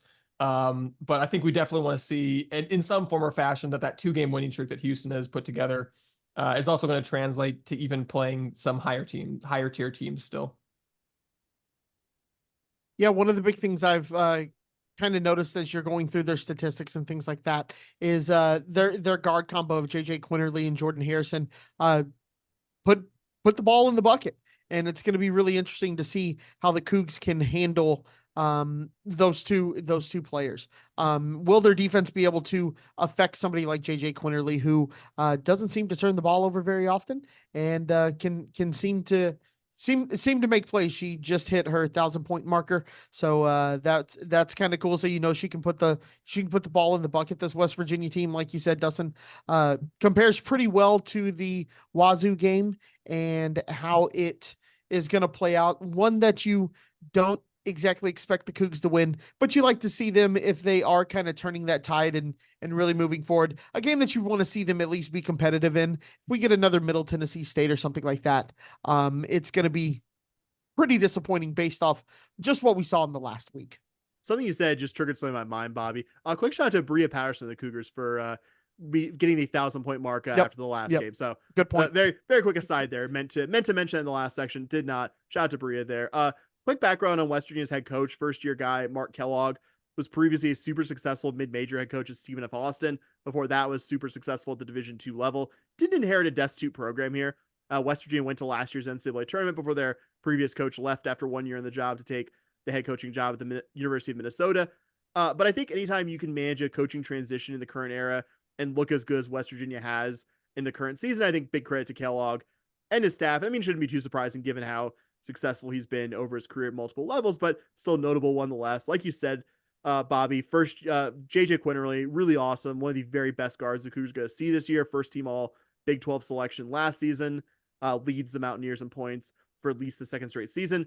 This Mountaineer team is going to volume shoot from 3-point range, really try and force turnovers and play quick. I mean, in a lot of ways that mirrors what the Cougs like to do to their opponents. And I think if anything in this one works to U of H's favor, West Virginia only starts one player listed over 6 foot in that group of, because I think Kellogg's had the same 5 starters all 16 of their games.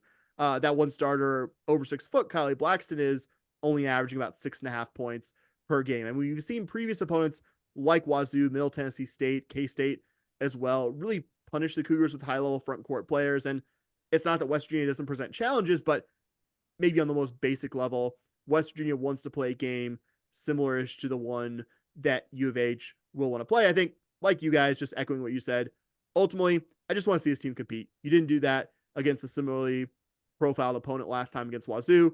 That's what I want to see here. I'm not concerned if they lose this game. This is going to be one of the tougher games you have on the remaining schedule.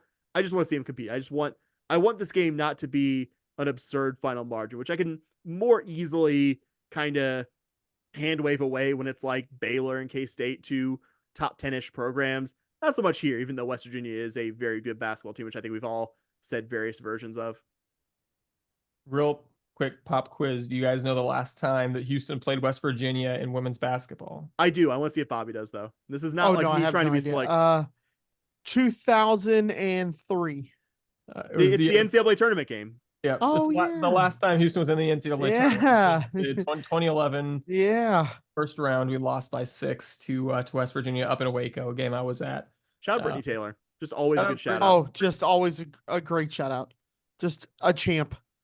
Yeah, or Courtney Taylor. Courtney Taylor. Why did I Yeah. say? There was a Brittany on that we team, had to have though, Brittany right? on that team too. Okay, now I'm just gonna kill me if I don't. Yeah. All right, here we go. Courtney Taylor. So you know, front court definitely player, Courtney post player. Taylor. Definitely Yes. Courtney Taylor. well, you know, I know it's Courtney Taylor because true fact, not only was I at that game, I was sitting directly next to Courtney Taylor's parents at that game. And when the game ended, I turned to them and was like, "Hey, I've really enjoyed watching your daughter play for the last 4 years. Thanks." She was so good. She was so good. Just- Yeah, that was Houston had that crazy senior class where. Yep. They And you just knew they were going to make the tournament that year. Like going into it, you were like Brittany Scott, Brittany Scott. Yep. and Brittany Mason. We had two Brittany's on that team. They You were just in knew the going starting into lineup. that season that team was going to make the tournament. Like it didn't. It sounds terrible, but like it didn't matter who was the coach, what the situation was. Like Courtney Taylor was going to the tournament that year. Like you could just feel it. It's been a long enough time since that season. I think I don't know how, but I just remember this weird like Roxanne Button, also a rotation player on the team, is an OBGYN now. That's how long it's been since that since that season. Hope we don't have to wait another 12 years for a team that was as awesome as the 2010, 2011. I was doing some background the season preview, and I just like I wanted to see what Courtney Taylor, Roxanne Button, and like the Brittany's Mason and the other one were up to. That's Again, awesome. I have the most worthless factoids. Like I struggle to remember passwords, but I remember that factoid about a rotation player on the 2010. Sam's like, is it an exclamation point? What's the exactly? But Roxanne Button, OBGYN. Bam, got those factoids on the front of my mind clearly. Name dropping players from the 2010-11 basketball team. Shout out to Portia Speed Landry. Portia Speed Landry. All right. Anyway, sorry. So women's hoops at West Virginia on Wednesday. They'll be back home at the Fertitta Center to host the Oklahoma Sooners on Saturday. Oklahoma has been one of the weirder teams to try and figure out. They opened non-conference play 5-0, and then lost 5 of their last 6 in non-conference play, including a truly baffling 9-point home loss to Southern University to close out non-conference play. So a team playing like that heading into Big 12 play, gonna get crushed, right? Not so much. It does help that the Big 12 schedule makers gave the Sooners a pretty soft landing to Big 12 play, but they have been impressive nonetheless. They opened up conference play with double-digit wins over UCF, BYU, and Cincinnati. 3 straight double-digit wins. Then they took a loss to an excellent Kansas State team before recording another double-digit margin of victory against Texas Tech to improve to 4-1 in Big 12 play in their last game. So yes, they are 4-1, largely on the backs of having played mostly teams expected to finish in the bottom half of the Big 12, Sam, but they've beaten those teams comfortably, and Houston was one of those teams too. So I think definitely a game that even at home looks like it's going to be a challenge. Yeah, not a team on the level of Baylor or K-State, but I would say definitely still better than the 2 teams that you just beat in conference play. And I think, just based on head-to-head, better than the Texas Tech team who beat you in your opener. Weird team resume-wise, like you said, Dustin, but I do feel like on the balance, taking out that the outlier against Southern, I would say a team on par with the Middle Tennessee team that the Cougs saw back in non-conference. But I think, again, just being competitive for 4 quarters here, maybe a bit more so than you were against West Virginia, is the goal here. Extremely skilled offensive team, averaging just under 8 points per game. Really impressive balance. You have 4 Sooners averaging double-digit scoring, and a really deep team. Like you talk about teams that have pretty good rotations, but they have 11 players who've seen action in all but one of their games. And I think that's something to watch, given I feel like U of H usually has a larger group of rotation players than their opponents. Probably not the case here. Wanted to shout out individually Skylar Vann, a real matchup problem, averaging over 14 points and 7 boards per game. I think importantly with the ability to stretch opponents out because she's proven she can at least make it occasionally from 3-point range. And just highlight also a trio of guards, Peyton Verhulst, Sahara Williams and Aubrey Jones are all averaging just over 10 points per game. Jones and Verhulst in particular have shown an ability to make teams pay from deep. Williams is, I would say, near lock to be on the conference all freshman team. I mean, not to repeat myself from the last opponent, but a deep and skilled offensive team. Winning this one will be a challenge, though, again, not on the level of, say, beating Baylor or K-State or even the Longhorns. I think just if the Cougars can compete closer in this one than they did in the opener against Tech, where really Tech got a big lead in the first quarter and kind of just kept the Cougars at arm's length, I think just not to have too low expectations, but that to me would be a real sign of progress, even if this ends up being a loss. Just competing for 4 quarters, having an outcome that's at least somewhat in doubt later in the game. Yeah, for me, the big thing that you said, Sam, is what I was kind of focusing on is the depth of this team. One of the big things when you are playing the style of defense and offense that U of H plays is you have a lot of depth because you can rotate players because you're going to go full energy the whole time. If they're stacking them that deep as well, maybe you lose that advantage that you have over most teams. And if that happens, it could get ugly if you can't wear them down enough. Getting some of their players into foul trouble could certainly help that. But yeah, it's going to come down to can you tire them out? And like you said, Sam, you'd like to see it be competitive for 4 quarters rather than you get blown out in a quarter and then you're just kind of trying to hold on from there. Yeah, and then after hosting the Sooners this weekend, the Cougs will be in Lubbock on Wednesday to face Texas Tech. Early return trip for Houston, who you may remember opened Big 12 play with that 79-71 home loss to the Red Raiders. The Red Raiders have gone just 1-3 since then with the win over Kansas, losses to the Longhorns and the Oklahoma schools. And yeah, kind of like you said against OU, same goes for that. You can't fall behind 19 in the first quarter again. I think is the lesson you took from that first matchup against the Red Raiders. We've talked till we're blue in the face about turnovers. You can't turn it over 22 times if you're going to make the kind of your big thing being winning the turnover margin. Doesn't matter how many times you turn them over, you're not going to have a plus turnover margin if you turn it over 22 times yourself. So definitely tough to go on the road and beat a team that came into your own building and beat you there. But nonetheless, this is as tough as the Big 12 is. This is also one of the more, I think, winnable games. And, like we said a bunch of times, if you want to prove that 2-game winning streak is a sign that things are different, then let's see a different result here than we saw, in the Fertitta Center. Yeah, really comes down to the perimeter defense. I don't have a ton new to say about Texas Tech. A high ceiling offensive team. We saw a high ceiling when they, I think, had 30 plus points in the first quarter when these two teams met last. I think just not letting them blow you out the same way you did early in that one, just competing, and I think eating your Wheaties in terms of perimeter defense, just not letting the Red Raiders have as many good looks as they had from deep. I mean, I think they were genuinely feeling, I don't think it was entirely lax defense that led to that crazy start in the Big 12 opener. I think combination of maybe the Cougars not having their A game defensively and also Texas Tech being a good three-point shooting team that doesn't need a whole lot of help there. So again, just want to see them compete more. Would love to get the first Big 12 road win here, but I think barring that, just compete more than you did the last time these teams met. Now that you have 40 minutes of basketball against them, show me something better in this one. Yeah, I think for me, you got blown out in the first quarter of the first game, but really at the end of the day, you kind of beat them by 11 the rest of the way. Keep that up, and I'd like to see you perform how you did for 3 quarters for this game, and maybe pull a win out and get that first road win in the Big 12. All right, I think with that we'll go ahead and move on. You guys ready to talk some Cougar track and field here? Yes, sir. Let's do it, buddy. All right, so I would say we're doing a season preview because the season is coming up. We did kind of fall a little behind as the indoor track and field season actually just started this past weekend, but we're nonetheless we're going to take the opportunity to do our. Why am I booing myself? That doesn't. I don't know. I don't know, Bobby. I don't remember you leading the track and field preview last week, Bobby. No, I'm kidding. No, but the Cougars, I think, definitely at a really interesting crossroads. Again, a bit of a cliche. You could probably say that about every team entering the Big 12, but I think for Cougar track and field, it's especially true. For the women's team, you've got a team that was kind of competing for second best in the American under UCF, never really became the dominant force in the AAC that we saw the men become, never really became nationally relevant in the American the way that we saw the men do.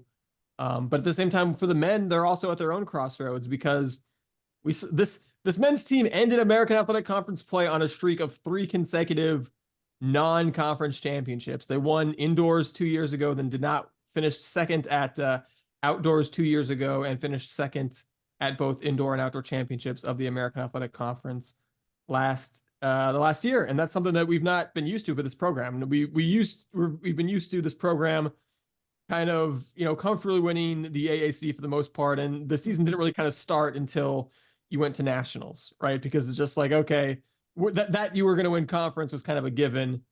The season starts when you actually go to nationals. And that's one of the things that makes this coming season really interesting I mean, it was going to be interesting anyway, I guess, because you go back to the American where you keep finishing closely in second in these conference championships, but also you're moving to a much better, tougher, deeper, more talented conference for both men's and women's track and field. That's certainly true. So for the women, a whole new challenge of, you're not fighting for second place behind UCF. You're going to try to duke it out and try to pull your way up into the middle of a conference and build from there. And certainly I think that's, especially on the women's side, this is a program that's going to need to build a couple of years to I think have a chance to be competitive in the Big 12.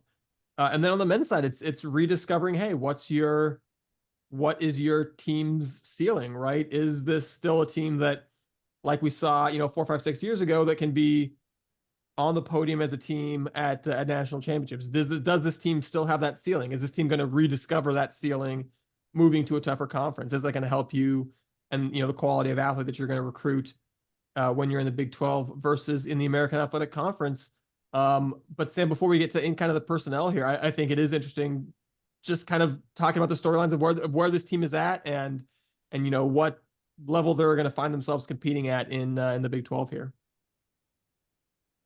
Yeah, it's kind of an interesting dynamic because it's not as if the track has more resistance at the Big 12 championship meet versus the American meet. It's, it's your athletes versus their best times or best performance if it's not a timed event. But I mean, you have 2 recent national champions and the University of Texas at Austin and Texas Tech. You have BYU and Oklahoma State are 2 truly elite distance programs themselves. So like it's still a higher level of competition, even if the direct way you compete is maybe a little bit different than a lot of the team sports we talk about here on this podcast. And yeah, like I wouldn't say a team trending downward because you did have the transition, Leroy Burrell leaving for just the really understandable and, difficult reasons that had to leave with his son passing. And I just generally want a fresh start. Like anytime you go from a coach who is just an absolute University of Houston legend, and to be clear, handing it off to a University of Houston legend in Carl Lewis and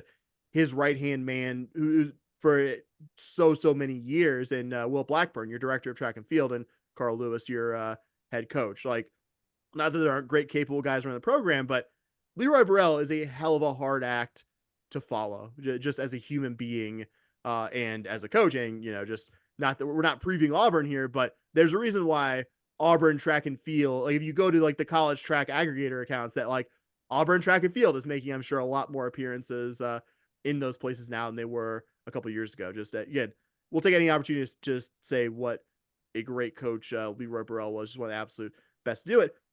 So I think there's some understandable transition there. And, I think I kind of structured my thoughts about this indoor season generally kind of in the form of like asking myself, interesting questions. Like, what you have in Sean Maswanyani, Davion Wilson, and Christian Sampe certainly should be contenders in their respective events come Big 12 indoor meet. Can that trio be as competitive at the indoor level as they all were in the most recent outdoor season where they were all among the very best in the country at their events? I think that'll be interesting to ask. One of the transfer additions, you hit me to this one, Dustin, really exciting one, David Ajama from USF in the triple jump. Really only a small amount of improvement there. And we're talking about a guy who's scoring points at NCAA indoor level. Even if there's no improvement, we're talking about a guy who's in the NCAA indoor picture. And I'm curious about is that the Drew Fucci effect? He is a really well-regarded jumps coach who came over from Rice. I was really impressed by the distance and jumps coaches they brought in last offseason. Clearly, this isn't just a sprinting program, even if, sprinting is maybe the most notable thing that this program has done in terms of producing athletes for a specific type of event. And another guy, I think someone a bit further from, I guess where he was in the most recent indoor season to being NCAA indoor caliber, someone, again, you also have me too, Dustin, Drake transfer, Ethan Marshall. Can he take a step forward from being like a national top 100 performer, which again, no small feat in itself, to a guy who's going to be able to compete for conference hardware, maybe even get himself into the NCAA qualification picture. I mean, it's been a little bit, I feel like, since we've had a standout male thrower here, obligatory reference to the incredible ladies throw squad performance in the recent years. Can Ethan Marshall be that guy? I think that's an interesting question. And like you said, Dustin, on the women's side, more generally, you were kind of waiting, like, okay, is this the year that they become really competitive at the top of the American? It never really happened. Not that there aren't standout athletes like Kellyanne Beckford, who had an incredible first season of the program last year, like Destiny Lawrence, who I feel like has been kind of improving year on year. Alexis Tilford Rutherford kind of in the same boat there.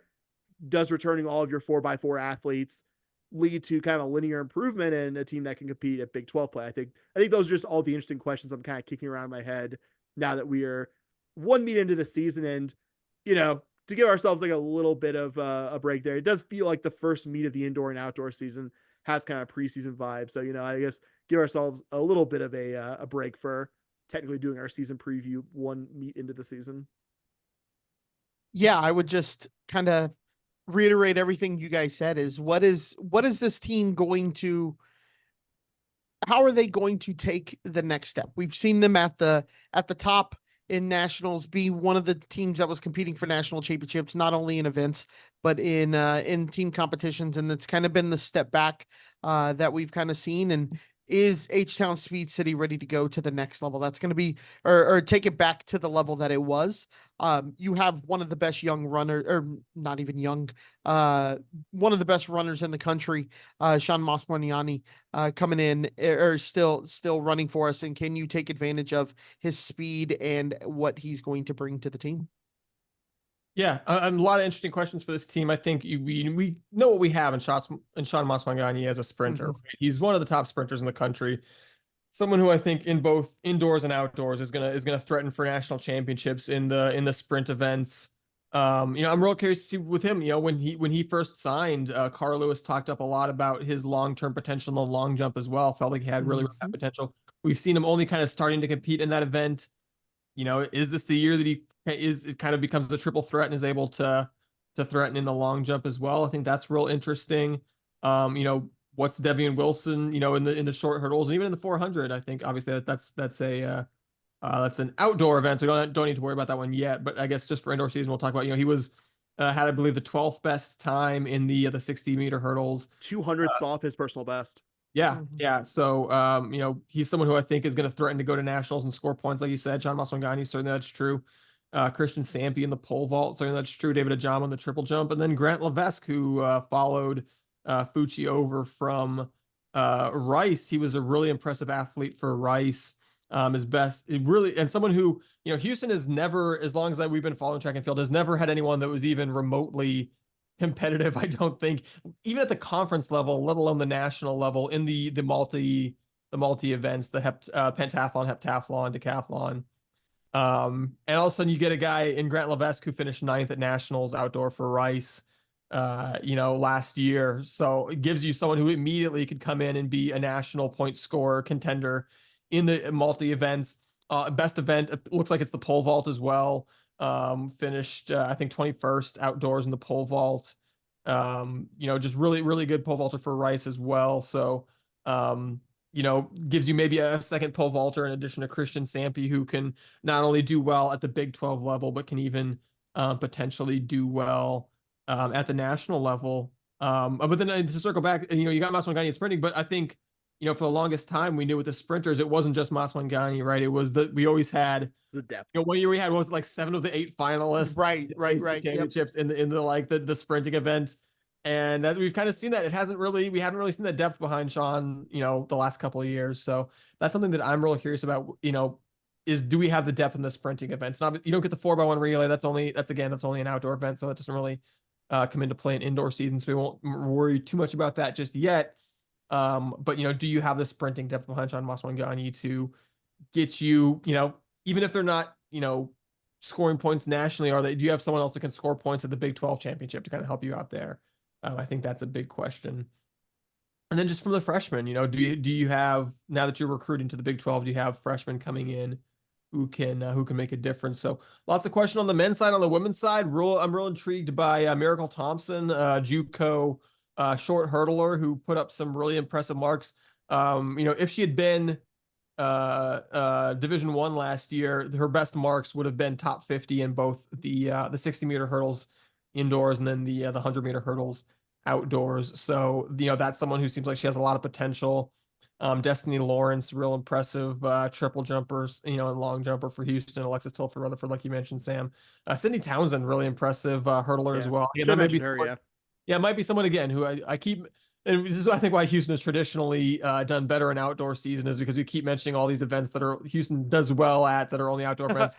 Right. There's only right. only the short hurdles in indoor season, no 400 hurdles, which was Sydney Townsend's best event. So might have to wait till outdoor season to see the best from her.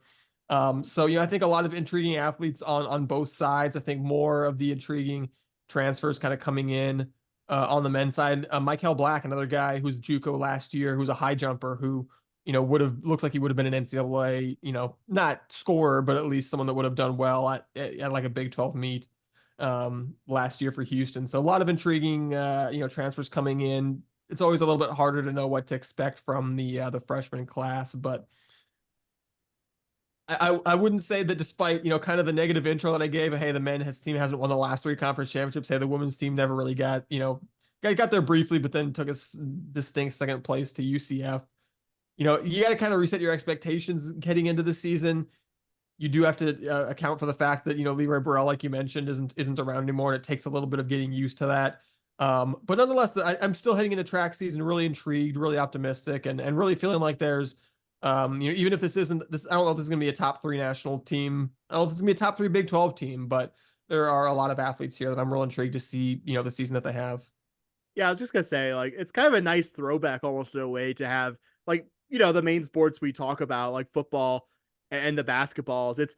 There's not very much of a secret in terms of like who your incoming players are and all that jazz, who's rated what. It's kind of cool in the track season to be like, oh yeah, that person's going. They're pretty cool. Like obviously you can do like the research on NJCAA track like you did with Miracle Thompson and others here, but kind of discover who your newcomers there with maybe a bit more of a dearth of information. And yeah, I think to echo what you said, Dustin, I think when it's all said and done, it's certainly the men's side. This is going to be one of the more competitive Big 12 in the Big 12 programs that the Cougars have this athletic season. I don't think that's especially hot take on my part. Yeah, so we mentioned the Cougars opened their season this past weekend with the Leonard Hilton meet, and some intriguing matches. Again, you never take too much away from it because it's First meet.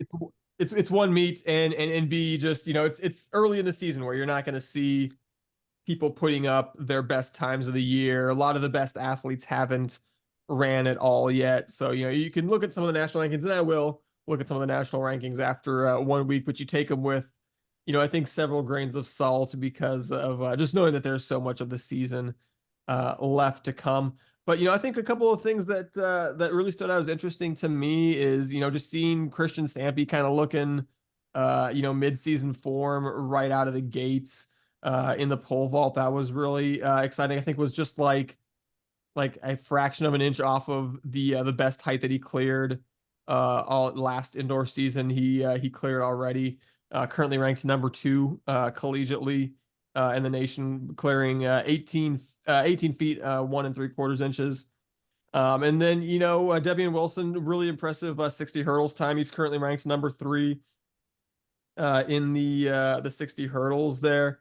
And someone like Lanisha Thompson, who, didn't really have a big year last year, but had her personal best in the 60 meters, 60 meter dash, 7:37. Anytime you're putting up a personal best in the first meet of the year, I think that's a good sign because, again, your first meet of the year shouldn't be your best time of the year. So if you're already putting up personal bests, that means that maybe she's going to really have a season that significantly improves on what we've seen from her, and she's a senior, someone I think has maybe a chance here to make an impact. And then we mentioned Sydney Townsend, who was such an impressive long hurdler, 400 hurdler. She talked about, okay, her best event doesn't come up until outdoor season, but she ran in the 800 just as a straight runner, and put up a time that is top 10 in the country as of yet. So again, several grains of salt with all these numbers, but I think nonetheless some interesting, kind of intriguing results from Houston's first meet.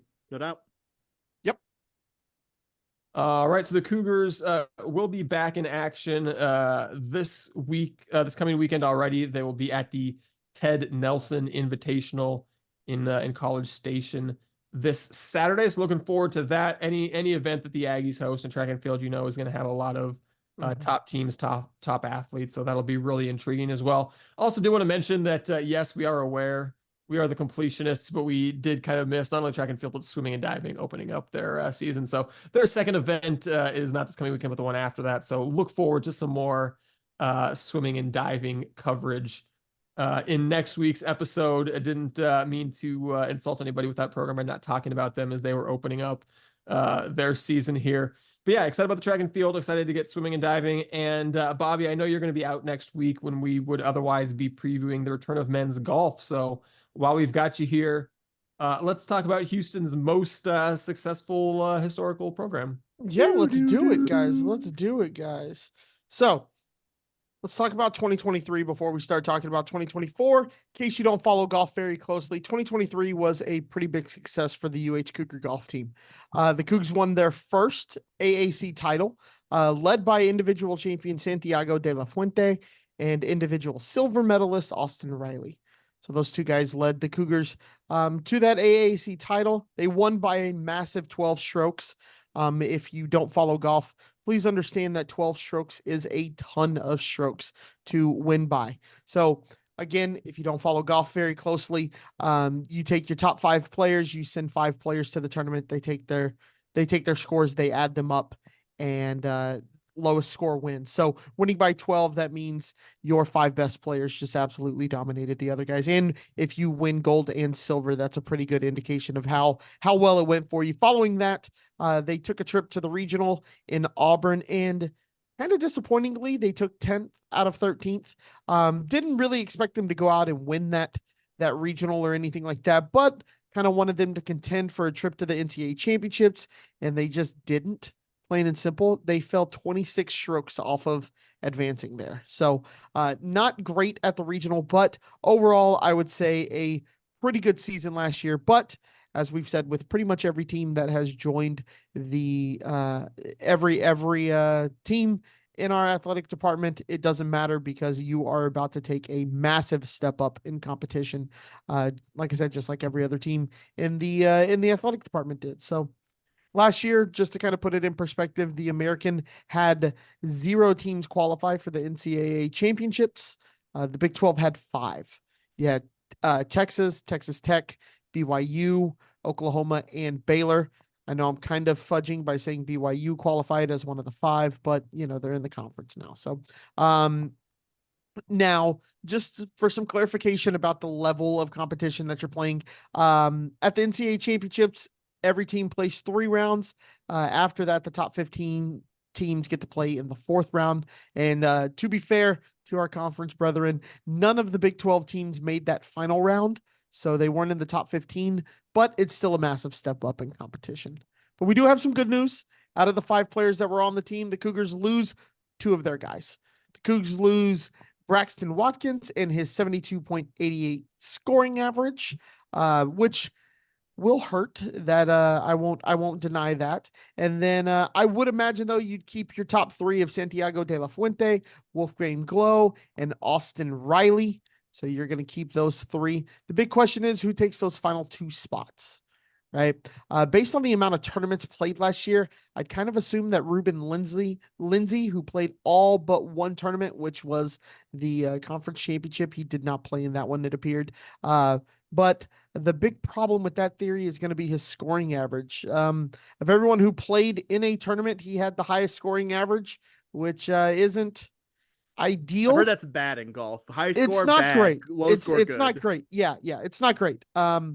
So who's gonna take that? Another name to watch is Nick Sutton. Nick Sutton played in about half the tournaments, and with that though, he did have the 3rd lowest scoring average. So look for him to make some appearances for this team.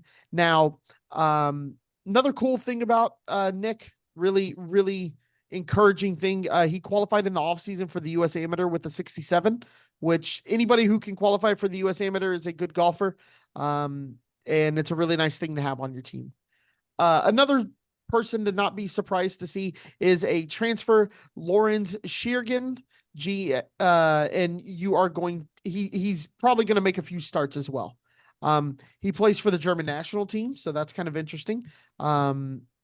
So in their amateur youth events, they're playing him, and he's transferred in from K-State, just to kind of prove that he's going to probably play a couple of in a couple of tournaments for the Cougs. Coach Dismuke said he's looking for him to be an immediate impact player and to provide depth for the team. Which it's kind of funny, top 5 players, but the roster's pretty stacked. It has a lot of guys on it, so it is kind of funny to think about depth in a non-contact sport like that. But it's something you absolutely need. And the final name to kind of watch will be sophomore Hudson Weibel. When I was initially looking at the statistics from last year, things like that, he didn't really pop off the page to me. But in the fall tournaments, we talked about how the first meet kind of feels like preseason for track and field. I would say that the fall series tournaments for golf is kind of their preseason, where they kind of figure out who's going to play in some of these more meaningful tournaments. And Hudson played in just about every tournament in the fall season. So he didn't play a massive amount last year, but he's looked really good in those tournaments in the fall. In fact, he went as low as 67 in a tournament that I saw. So really someone to kind of keep an eye on, who could be a Cougar golfer and play in the top 5 for many more years. So definitely watch out for him as you kind of track the statistics. Now, another cool player that I'm going to mention, he's a freshman. He's not really going to be a massive part of the team. I wouldn't be surprised if he took a red shirt, but I have to mention this awesome little nugget that I found. Grant Doggett, on his official profile under his list of accomplishments on the U of H website, mentions he attended the Houston men's golf camp at the age of 9 and was named Camper of the Week. So he thought highly enough of the program back then that he decided to sign with U of H, and wanted to put in his profile that he was named Camper of the Week at the men's golf camp that Houston hosts. So thought that was kind of funny, just to, they're trying to make his whole profile, and they're like, so what'd you do in your junior career? And he was like, hey, 10 years ago, I was at the junior camp. You guys may remember me. I was a Camper of the Week. So I assume Houston offered him on the spot. Yeah, they had to have, right? So I said Disney would have been here because Disney got here in what, like 2009, 2010. So yeah, that was probably his first year. Yeah. So just one of those things. I think I saw it and I texted Sam immediately, and I was like, hey man, I don't know how I'm going to slide this in here, but I have to mention this. And Sam was like, absolutely. I insisted that you found a way to work it in. I'm glad you did. So just to kind of season outlook for the Cougs, they're probably not going to win the conference like they did last year with that step up in competition, but with a bunch of upperclassmen and quite a few returning players, plus some key transfers, I really think this team should hopefully look pretty good and compete in some tournaments. Are they going to win the Big 12 or something like that? I wouldn't bet my money on it, but I'd look for them to finish in the top half of a lot of the tournaments that they're entering. But one of the big things with this team that they're going to need to really take the next step is you have to get consistency from someone other than De La Fuente. De La Fuente can go low and he can play consistent, right? He's not one of those guys that you often watch him go out and shoot a 64 and you go, oh my God, that is incredible. That's going to keep us in it.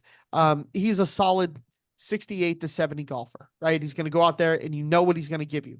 The problem is the rest of the team, you have a lot of guys who can go out and give you a 65, but those same guys the next day can go out and give you a 78. And that big wide range of results is what can kind of hurt your tournament chances, right? More consistency. How I kind of have it written down here is to explain it in another sport. It's basically the equivalent of the Colorado Rockies in the 90s, right? They'd go out and they would score 10 a game, but they'd give up 12. And sure, it's great to go score 10, and sometimes you'll win 10-2, but sometimes you're going to lose 15-12. And that's not the way to win consistently. You have to go out. I would much rather see a golfer go out and shoot 4 rounds of 70 than to go out and shoot a 65 followed by a 78.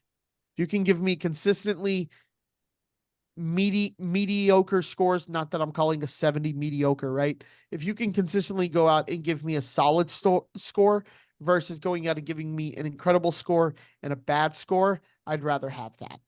So, in conclusion, for 2024, I think the Cougs, while they are currently ranked right about 67 on the Spike Mark rankings, it feels about right for them.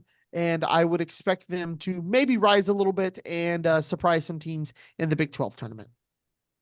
Yeah, I was going to say the only thing about the men's golf team that kind of stood out from the fall was that I didn't want it to fall to end, right? Because they ended it so positive encouraging with fall, really, yeah. with a really Very encouraging performance at Big 12 match play. And you're like, oh, great. That's one of the more encouraging performances we've seen, over the last few years, along with, winning the AAC last year for sure as well. But you just kind of wanted to see them keep going and hey, can you keep getting the depth of guys behind De La Fuente really putting up strong performances on a regular basis? Because I think that has certainly been kind of the issue. But, broadly, it's a team that, a handful of years ago seemed like they were really struggling, and it's good to see them kind of what feels like they're a little bit in the upswing again. Definitely need to add a little bit more depth like we talked about. And, like I said, not going to step in and compete at the top of the Big 12 right away, like you talked about, but really intrigued to see kind of a program on the upswing and how they're able to, hopefully use that Big 12 conference membership to take another step forward over, this year and the next couple of years. Yeah, absolutely. All right. Well, I think that's where we're going to end it then, because we've been going for almost 2 hours and everyone here is We'll talk hungry. football stuff next week. There's plenty to talk about. Football's not going anywhere. I promise you. We will hit all the recent football news next week when we have less than 2 hours of content. Will we have less than 2 hours of content? I'm not sure, because we're previewing like 2 more sports next week, but we'll do our It'll just best. be the 2 of us. That'll help. Yeah, that'll since I won't be here. You guys can kick it old school style and preview sports and talk every sport ever and we'll still fucking go long. I know it. Yeah. I'm boxing myself into saying it's not gonna happen. But yeah, we will talk football next week. We are acknowledging it here. Book us for a 2-hour episode next week. But no, so on the way out, just huge thank you to those of you that are already supporting us on Patreon. Just tremendously appreciated by all of us. So if this is something that you enjoy on a regular basis, if you feel like you can afford $5 a month to put towards the work that we do, we would love for you to go to patreon.com/shpodcast. You can sign up to be a Scott and Holman patron. You can also get in contact with us, emailing us shpodcast@gmail.com, tweeting at us at shpodcast, or definitely getting our attention by messaging or tweeting or posting at us on Blue Sky at podcast.bsky.social. Was this past week the week where I finally started posting there regularly? No. This next one's still has a chance though. So we'll see. We'll see how Fingers crossed, buddy. Fingers crossed. I believe in you. Gonna make that happen. Like I'm gonna make Fetch happen. It's totally making Blue Sky a thing. Had to drop a Mean Girls reference here on the outro because why not? Anyway, if you made it all the way to the Mean Girls part of the episode, you are the absolute greatest, and you can absolutely sit with us. And as always, go Cougs.